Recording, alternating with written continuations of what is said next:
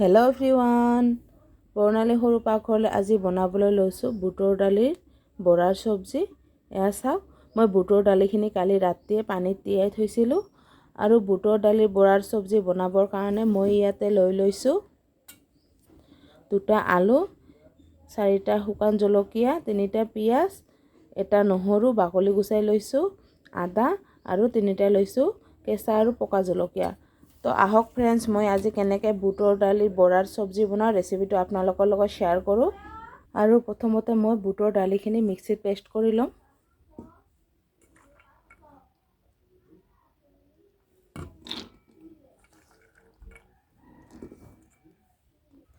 মই বুটৰ দালিখিনি মিক্সিত পেষ্ট কৰি এটা বাটিত বাহিৰ কৰি ল'লোঁ। এয়া চাওক, আৰু মই দালিখিনি একেবাৰে মিহিকৈ পেষ্ট কৰি লৈছোঁ। আৰু দালিৰ পেষ্টখিনিত এতিয়া মই পৰিমাণ অনুসৰি এড কৰিছোঁ নিমখ। মই 2 চামুচ নিমখ এড কৰিম। হালধিৰ গুড়ি এড কৰিছোঁ 1 চামুচ আৰু অলপখিনি। জিৰাৰ গুড়ি এড কৰিছোঁ 1 চামুচ। নহৰুৰ পেষ্ট এড কৰিছোঁ আধা চামুচ আৰু শুকান জলকীয়াৰ পেষ্ট এড কৰিছোঁ আধা চামুচ আৰু অলপখিনি এড কৰিছোঁ গৰম মছলাৰ গুড়ি। আৰু এতিয়া মই দালিখিনি গোটেই মছলাখিনিৰ সৈতে ভালকৈ মিক্স কৰি ল'ম।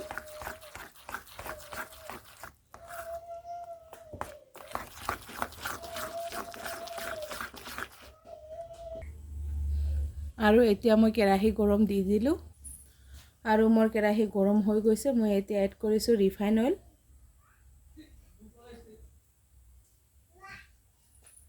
আৰু মোৰ তেলখিনি গৰম হৈ গৈছে।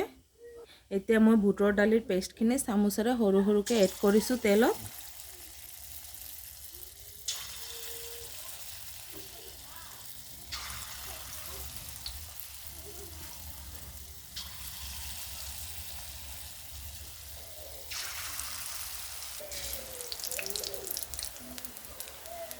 আৰু এতিয়া মই বৰাখিনি লাহে লাহে ওলটাই দিম।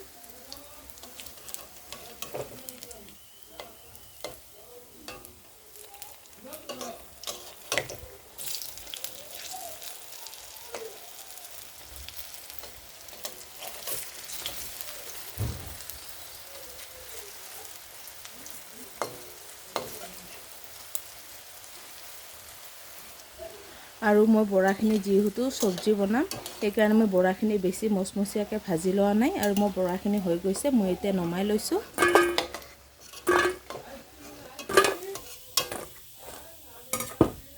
এতিয়া মই এনেকৈ বাকী দালিখিনিৰো বৰাখিনি ভাজি ল'ম। আৰু মোৰ এইখিনিও বৰা হৈ গৈছে, মই এতিয়া নমাই লৈছোঁ।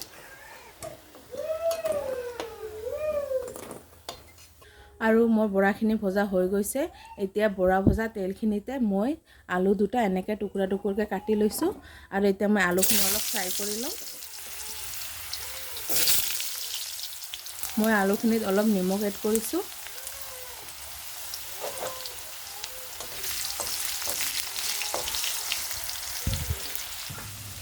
আৰু মোৰ আলুখিনি ৰঙা পৰিছে। মোৰ আলুখিনি ফ্ৰাই কৰা হৈ গৈছে। এতিয়া মই আলুখিনিও নমাই লৈছোঁ।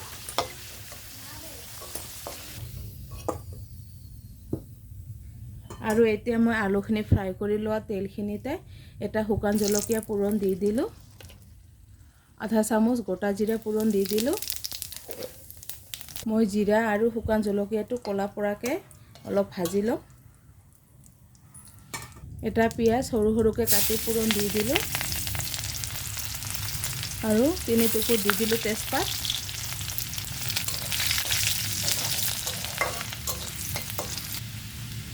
মই এটা এলাচি আৰু কেইটুকুৰমান দালচেনি দি দিলোঁ পূৰণ।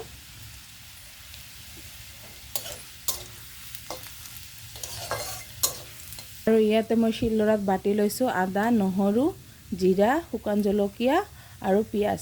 আৰু এতিয়া মই এইখিনি এড কৰিছোঁ গোটেইখিনি।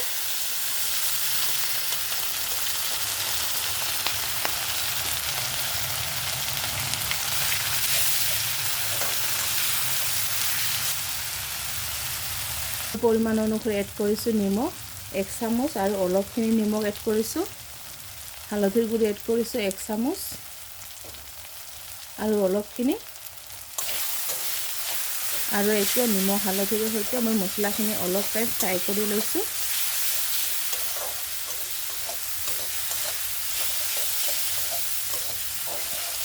এটা কেঁচা জলকীয়া আৰু এটা পকা জলকীয়া দি দিলোঁ।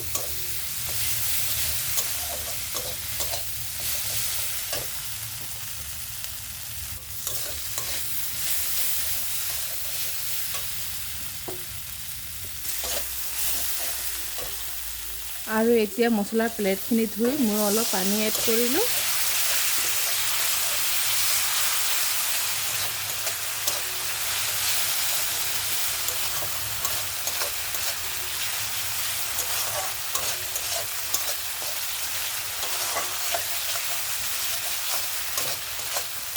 মই মছলাখিনি মিনিমাম 1 পৰা 2 মিনিট টাইম ফ্ৰাই কৰি ল'ম। আৰু মই মছলাখিনি 1 পৰা 2 মিনিট টাইম ফ্ৰাই কৰি ল'লোঁ। আৰু এতিয়া মছলাখিনিৰ পৰা তেল এৰিছে। মই ফ্ৰাই কৰি থোৱা আলুখিনি এতিয়া এড কৰিলোঁ মছলাখিনিত। আৰু আলুখিনি এতিয়া মই মছলাখিনিৰ সৈতে আকৌ 1 মিনিট টাইম ফ্ৰাই কৰি ল'ম। আৰু মোৰ আলুখিনি মছলাখিনিৰ সৈতে ফ্ৰাই কৰা হৈ গৈছে।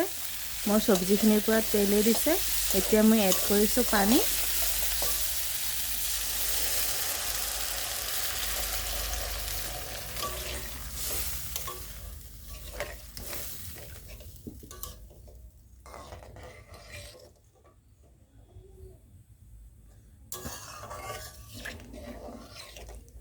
মই আৰু অলপখিনি পানী এড কৰিম, যিহেতু মই বৰাখিনি ইয়াতে এড কৰিম। বৰাখিনি এতিয়া পানীখিনি টানি ল'ব, সেইকাৰণে মই পানীখিনি অলপ বেছিকৈ এড কৰিলোঁ। আৰু এতিয়া মই চব্জিখিনি উতলিবলৈ দিম। চব্জিখিনি উতলিলে মই বৰাখিনি এড কৰিম। আৰু মোৰ চব্জিখিনি উতলিছে। এতিয়া মই ফ্ৰাই কৰি থোৱা বুটৰ দালিৰ বৰাখিনি এড কৰিছোঁ চব্জিখিনিত। আৰু বৰাখিনি এড কৰাৰ পিছত মই 2 মিনিট টাইম চব্জিখিনি আকৌ জাল কৰি ল'ম।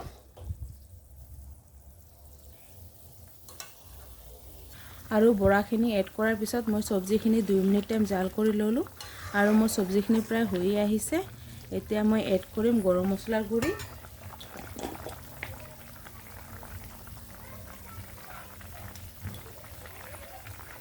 মই 1 চামুচ গৰম মছলা গুড়ি এড কৰিছোঁ। আৰু আধা চামুচ এড কৰিছোঁ ঘি।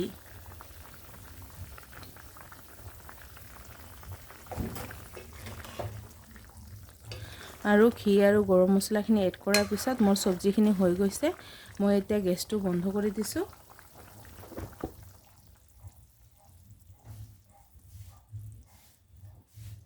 তো ফ্ৰেণ্ডছ, হৈ গ'ল মোৰ বুটৰ দালিৰ বৰা আলুৰ সৈতে চব্জিৰ ৰেচিপি। আৰু আপোনালোকে মোৰ এই ৰেচিপিটো ঘৰত এবাৰ নিশ্চয় ট্ৰাই কৰি চাব।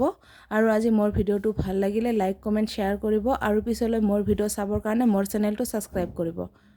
ধন্যবাদ।